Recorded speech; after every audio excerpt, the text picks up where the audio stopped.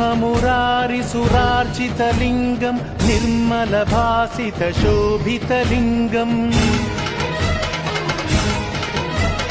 जन्मज दुःखविनाशकलिङ्गं तत्प्रणमामि सदा शिवलिङ्गम्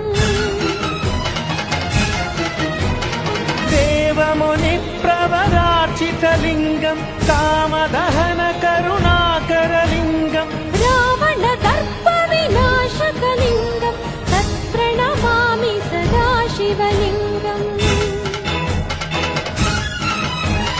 सर्वसुगन्धसुलेपितलिङ्गं बुद्धिविवर्धनकारणलिङ्गम्